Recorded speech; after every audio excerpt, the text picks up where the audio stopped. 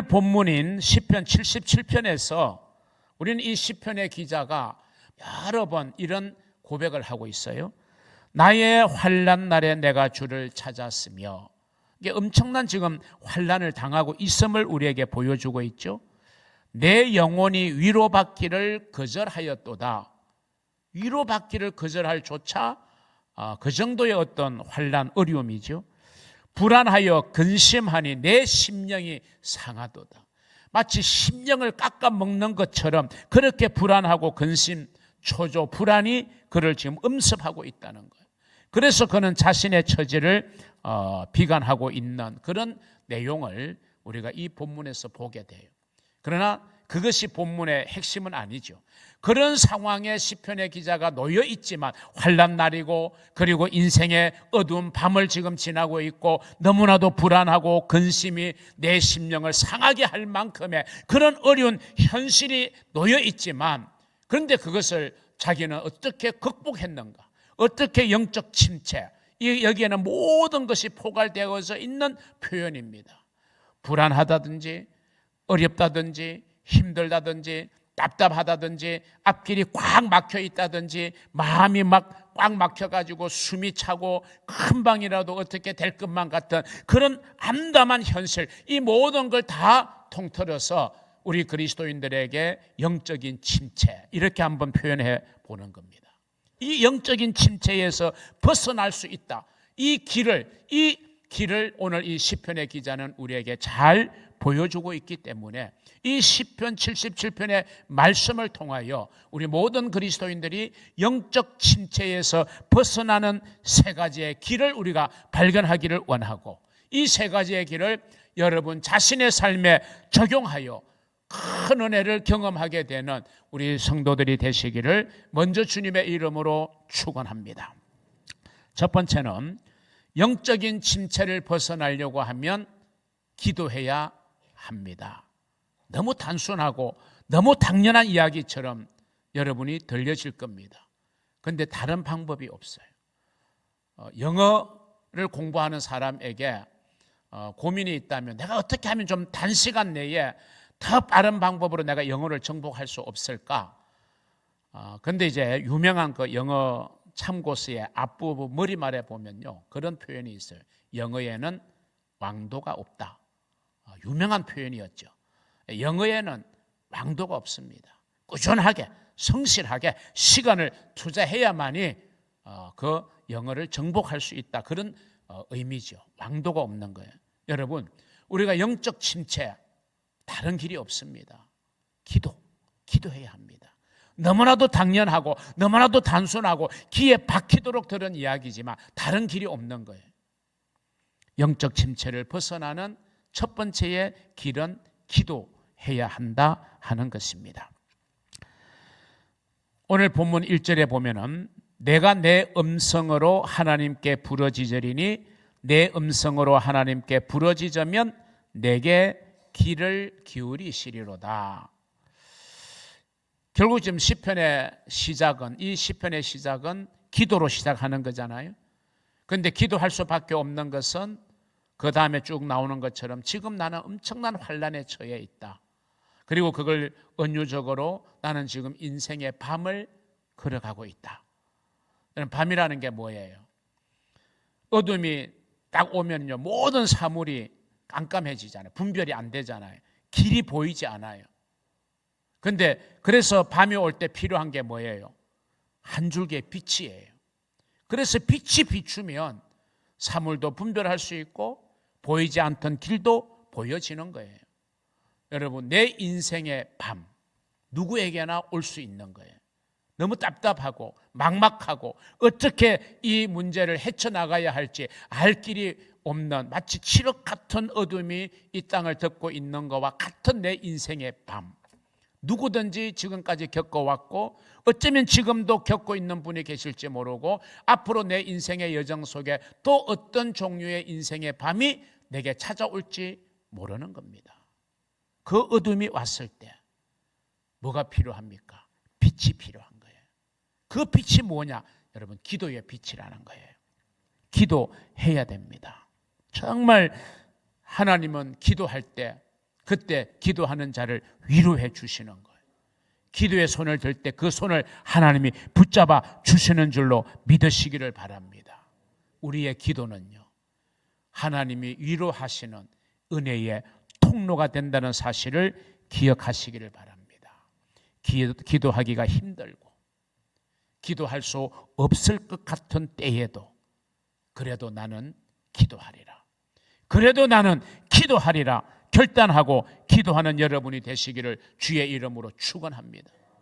모세가 손을 들고 기도할 때 이스라엘이 이겼지만 피곤하여 손이 내려오면 다시 아말렉이 이스라엘을 이기게 되는 거예요.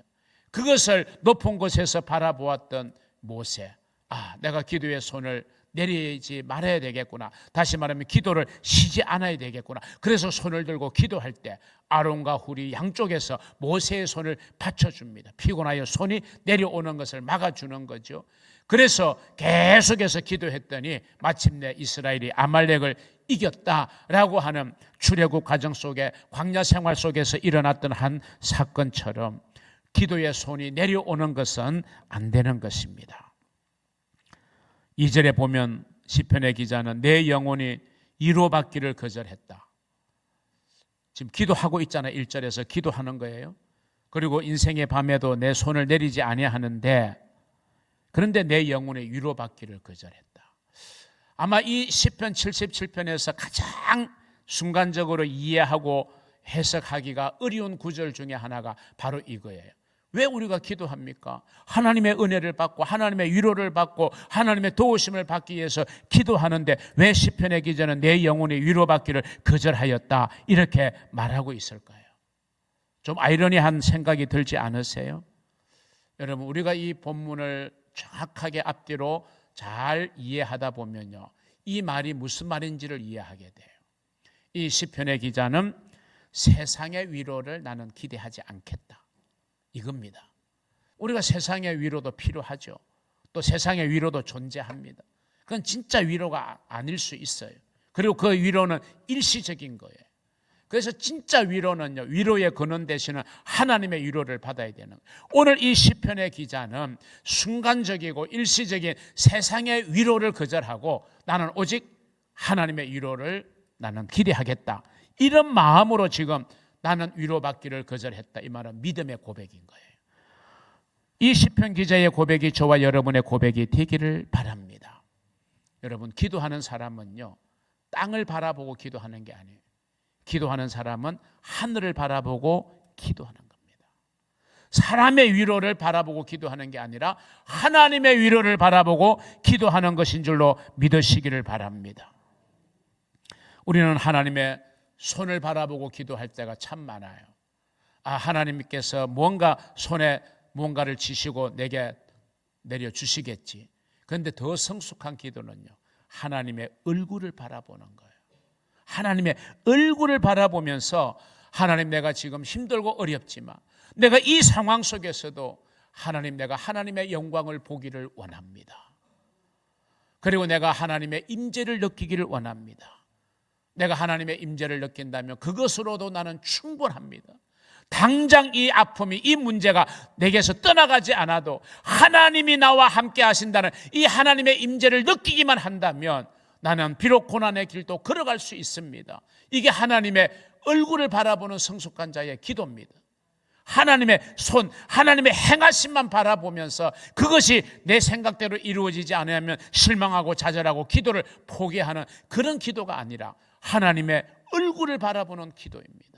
그게 하나님의 영광을 구하는 기도고 하나님의 임재를 구하는 기도입니다. 이 기도야말로 진짜 성숙한 기도예요.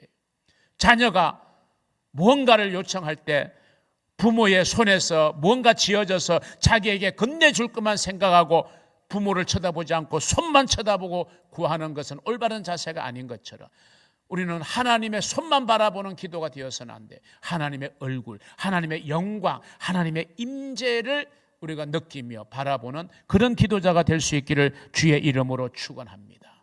여러분의 기도가 성숙한 기도가 되어져서 영적인 침체와 절망의 상황을 극복하는 복된 성도들이 되시기를 주님의 이름으로 축원합니다. 두 번째는요, 영적인 침체를 벗어나려면 찬양해야 합니다.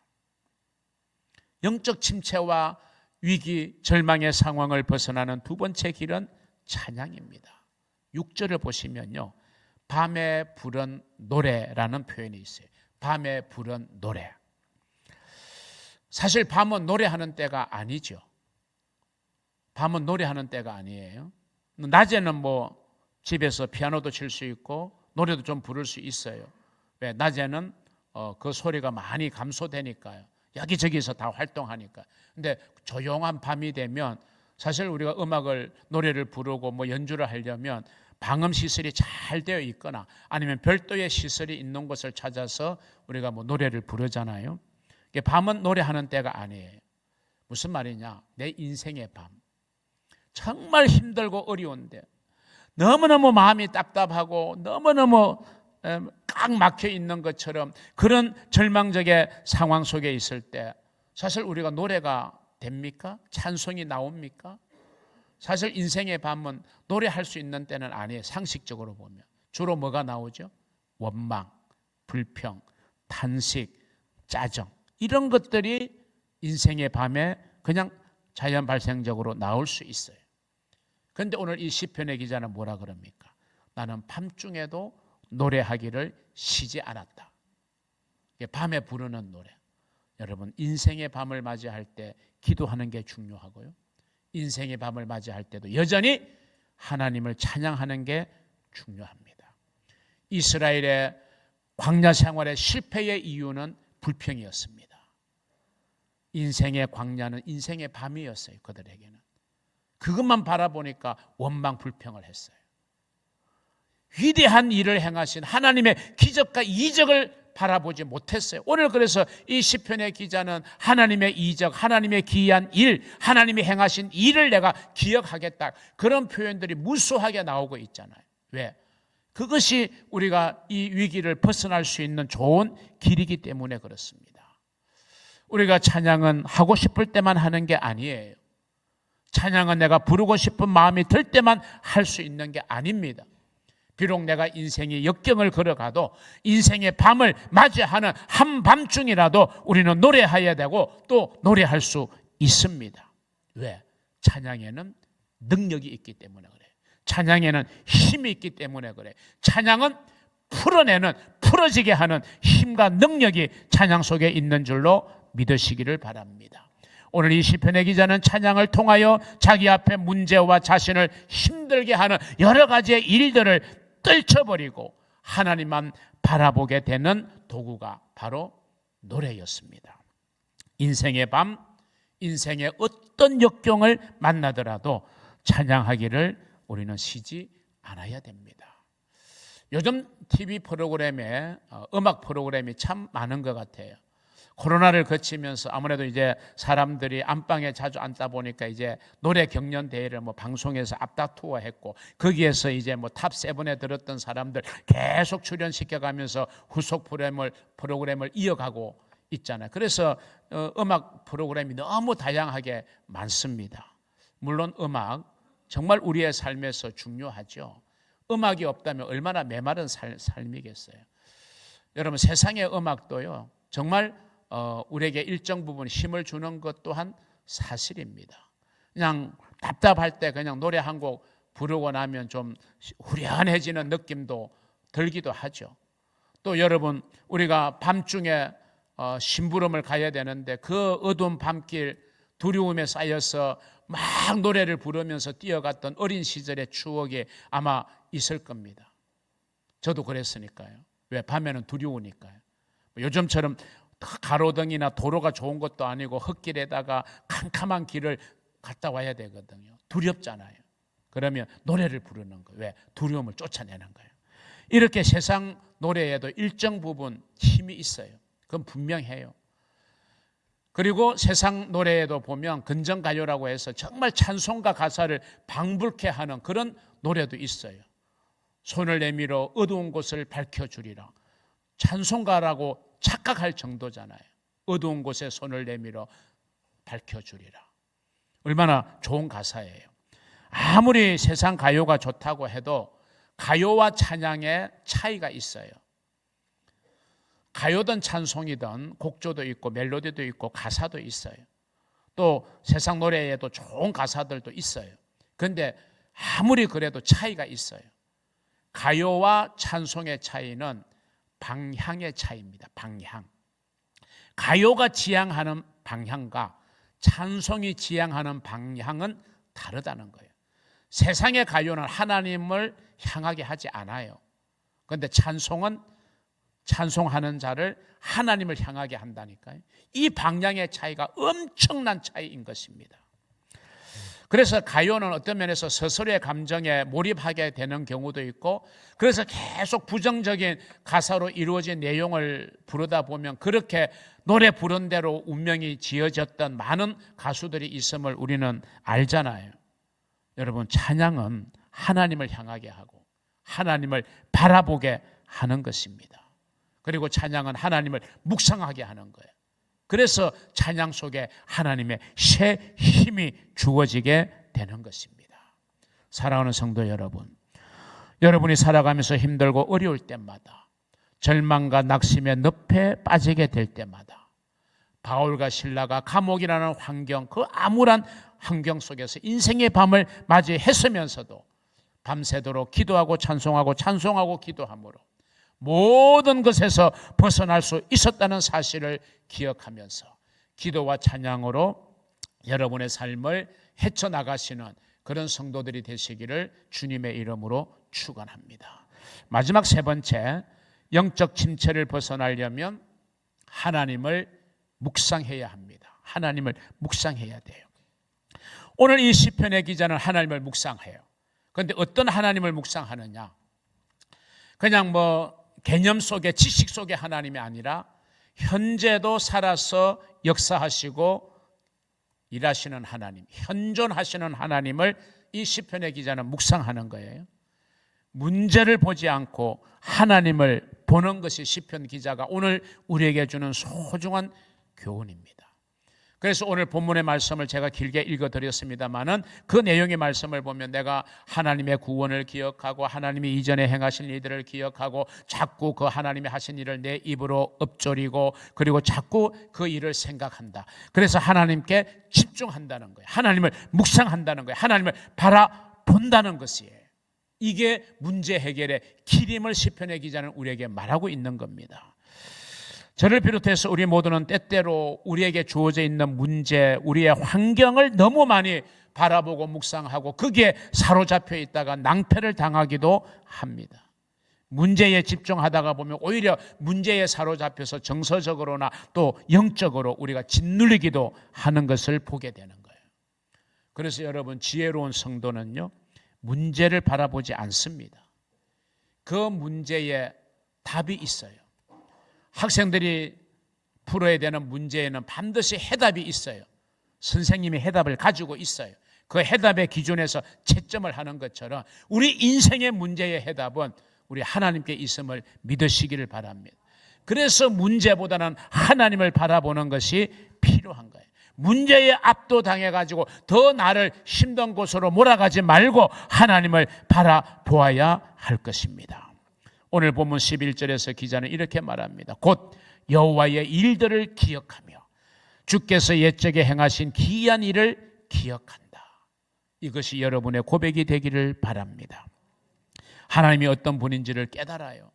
하나님은 어떤 한 지역에서만, 어느 한 사람에게만, 어느 한 부분에만 역사하고 다스리는 분이 아니라 그 모든 것을, 모든 지역, 모든 사람, 모든 문제를 초월하여 우주적인 하나님이심을 이 시편의 기자는 깨달았음을 우리에게 전해주고 있는 겁니다. 그렇습니다. 저와 여러분이 모시는, 섬기는, 믿는 하나님은요, 이 똑같은 시간대에, 이 시간대에 이곳에서도 역사할 수 있고 어느 곳이든지 간에 하나님은 그를 바라보고 그를 찾는 자에게 역사하실 수 있는 그런 절대자 하나님이심을 믿으시기를 바랍니다. 그 하나님이기 때문에 우리는 우리의 인생 전부를 그분에게 맡길 수 있다는 것입니다. 이 사실이 중요해요. 이 인식, 이 사고의 전환이 우리에게 있어야 되는 겁니다. 새로운 깨달음이 일어나야 되는 것, 시편의 기자처럼. 내 인생의 모든 것은 하나님의 손에 있다. 이 생각의 전환은요, 우리의 신앙을 새롭게 열어가는 출발점이 되는 거예요. 세상 학문에서도 인식의 전환을 많이 이야기하잖아요. 인식의 전환이 정말 중요해요. 우리가 영적인 면에서 새로운 인식, 새로운 깨달음으로 내 마음과 신앙의 자세를 우리가 전환하면요, 놀라운 역사가 일어나는 거예요. 그래서 주께서 행하신 일을 기억하겠다 이렇게 말하면서 시편의 기자는 그 다음 구절에 쭉 보면요, 출애굽 때 하나님께서 이스라엘 백성들을 향하여 행하신 일들 가운데 홍해를 건너게 하신 일을 묘사하고 있어요. 그 묘사하고 있는 16절 이하의 말씀에 보면 이런 표현이 있어요. 주의 길이 바다에 있었고. 홍해 바다에 뭐가 있었다고요? 주의 길이. 우리는 바다를 바라보면요, 바다 가운데 길이 있다는 걸 우리는 생각 못합니다. 그리고 그 길을 우리는 만들어 갈 수도 없어요. 그런데 그 바다 가운데 우리는 깨달을 수 없지만, 우리는 찾을 수 없었지만, 그러나 주님께서는 바다 가운데 길이 있다는 것입니다.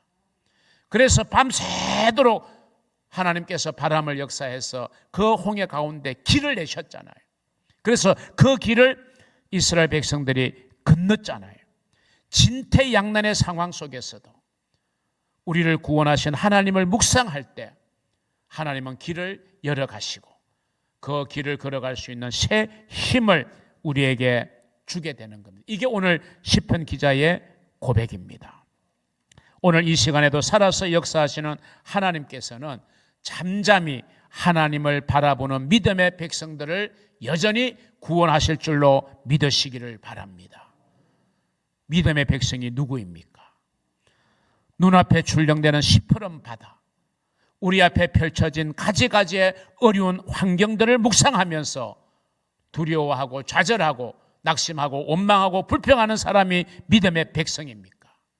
아니면 전능하신 하나님을 묵상하고 그분의 능력으로 바다 사이에 내신 주의 길, 그 길을 주저하지 않고 걸어가는 사람이 믿음의 백성입니까? 주님이 길을 내셔도 그 길을 걷지 못하는 사람이 있을 수 있어요. 내가 길을 걸어가다가 다시 이 물벽이 무너지면 나는 물에 빠져 죽는다, 이 의심을 가지면요, 바다 가운데 주님이 길을 내어주셔도 그 길을 믿음으로 걷지 못할 수도 있어요. 주님이 정말 역사하시는 믿음의 사람은 주의 길을 바라보고 그 길을 믿음으로 한 발짝 한 발짝 내딛는 사람이 믿음의 백성이고, 그런 백성을 우리 주님이 역사하실 줄로 믿으시기를 바랍니다. 사랑하는 성도 여러분, 사실 저를 비롯해서 우리 모든 인생들은 너무 많이 문제를 바라봐요. 문제를 묵상합니다. 그러다가 문제에 압도되어져 가지고 그 문제 때문에 숨이 막혀 버릴 지경이 우리에게는 너무 많아요. 그리고 그것 때문에 우리는 아무것도 할 수 없게 되어 좌절하고 낙심하게 되며 불평하게 되는 것이 어쩌면 저와 여러분의 지나온 시절의 모습이었을지도 모릅니다. 그러나 성도 여러분, 아까 말씀드린 안나 홀처가 베토벤에게 그렇게 조언했던 것처럼 문제를 바라보지 말고 하나님을 묵상하시기를 바랍니다.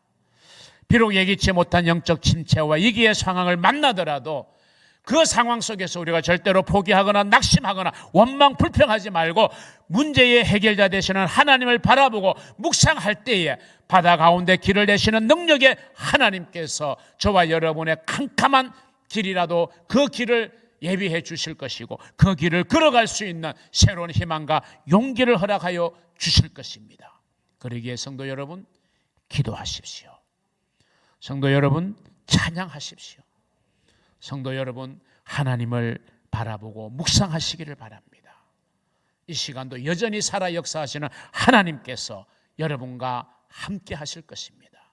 여러분들을 축복하실 것입니다. 여러분들을 승리하게 하실 것입니다.